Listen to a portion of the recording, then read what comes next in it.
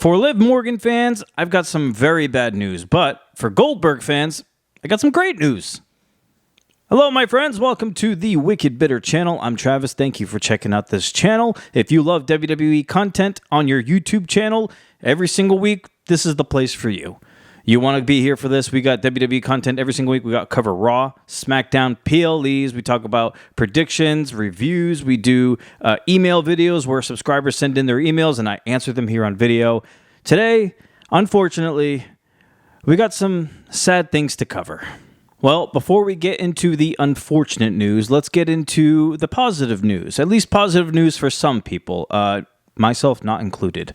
I'm not crazy about the guy, but Goldberg is back. I remember a week ago, I put out a video mentioning how I think Goldberg might be the plan here against Gunther. Maybe that was the reason why Gunther defeated Jey Uso for the title. Look, there's been some blowback, as you might expect. A lot of people after Monday Night Raw are questioning why Gunther just needed to beat Jey Uso just to face Goldberg for the title. A lot of people saying that this feud wouldn't even really need a title. I kind of agree with you here. I don't think Gunther versus Goldberg needs a championship. I don't think the feud needs anything at all. I think it just needs to be a one-on-one match just to give people Gunther or Goldberg a last run. You know, what he wants to do is retire. He wants to wrestle in front of his family and retire. He wants one more match, one more run, whatever it may be, and he's going to get that. So Goldberg confronted Gunther, told him that he will be facing him at Saturday night's main event in Atlanta for the World Heavyweight Championship, and it's caused a little bit of an uproar on the social media platforms. Fans not happy about it. A lot of people upset that Jey Uso lost his title for this. I never thought Jey Uso was going to have a very long title reign to begin with. I was saying there's been videos I've said before. I didn't think Jey would have a long reign. I actually am one of those people who don't think he'll actually have another reign. I think Jey Uso is a great story. His character was a great thing. It's a great moment. He won the championship. Unless something happens where his character evolves a little bit, I'm not going to lie. He is a little bit of a one-dimensional character, and that's okay. For some people, it works. You know, unless they uncover more layers to Jey Uso, he kind of has the same thing to him, which is fine because it works. I just don't think a lot of people can sustain being a Jey supporter as long as he keeps doing the same thing all the time and he never changes and nothing, everything just stays the same all the time. That's just the way wrestling is. People get bored with characters who never change, who never evolve, who just stay the same all the time.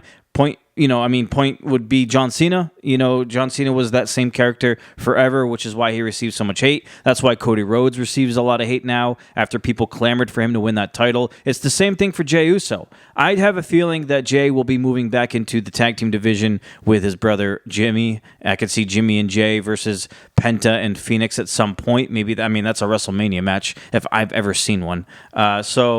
I think Jey will go back into being a tag team for a little bit. I don't know if that means only a tag team wrestler where he never ventures off and goes for a mid-card title or the world title again. But I think just with the talent WWE has, I just have a feeling that Jey may not win that main title again for a quite a long time, if ever. But that's Jey Uso. I want to get into Gunther versus Goldberg because that's the main reason of this video.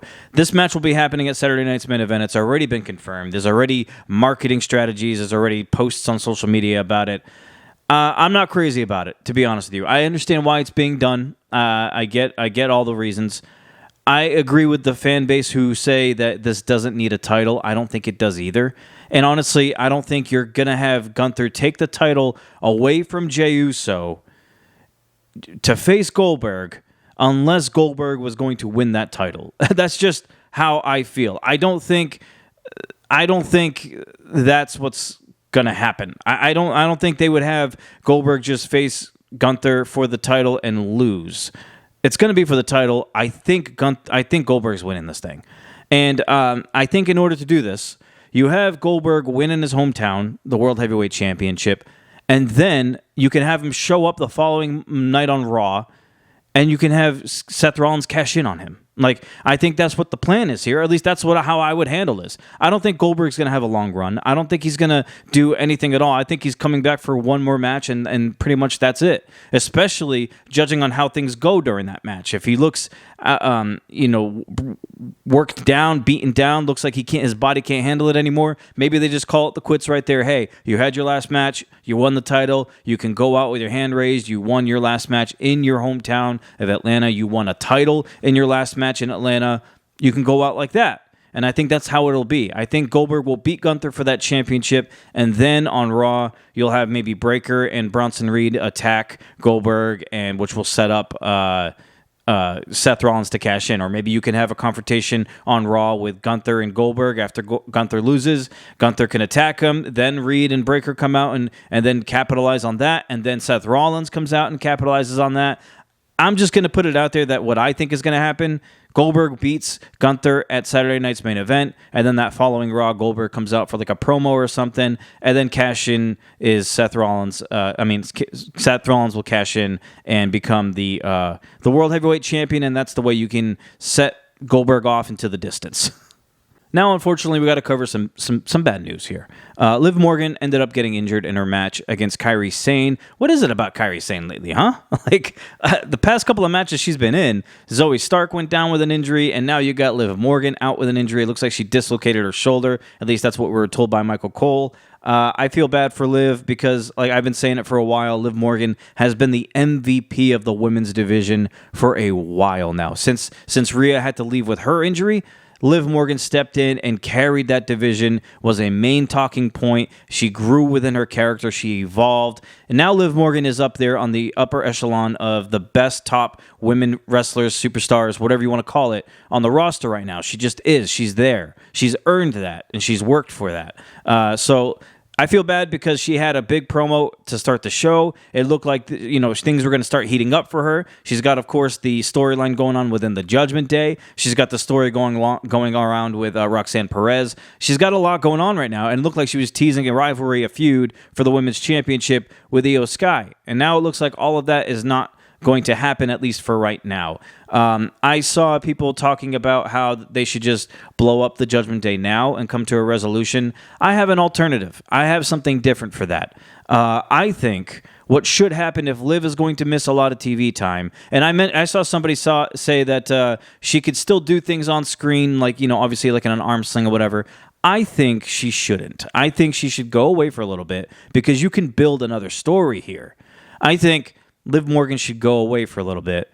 I think Roxanne Perez should step up and join Raquel Rodriguez as the tag team champions.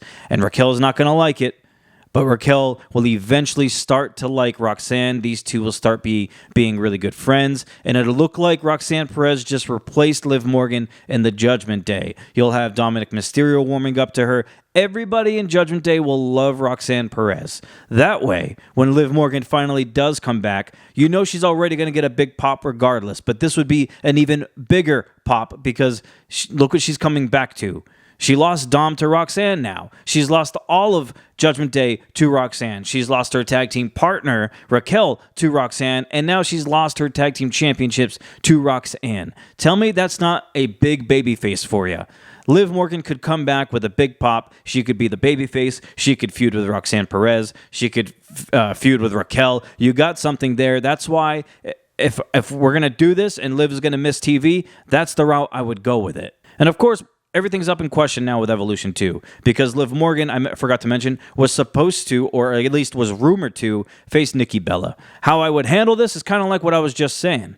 If it's going to be Nikki Bella and Brie, like I had predicted on another video, I think Brie should come back and they should do a tag team match between Liv and Raquel. Well, now Liv can't. I think Roxanne Perez should jump into that spot. We should have Raquel and Roxanne versus the Bellas at Evolution. That's still a big match. That's a big match. People are going to be interested and in tune, especially if they put the tag team championships on the line. That's a huge Evolution match. That's what I would do. All right, my friends, I appreciate you checking out this video. Please let me hear your thoughts. Leave it in the comments. Let me know what you think about what I had to say about both of these topics and what you have to say about these topics. I love our dialogue. I love our back and forth. So please leave some comments if you'd like. Also, I would like to do another email video. I think I got one or two in there.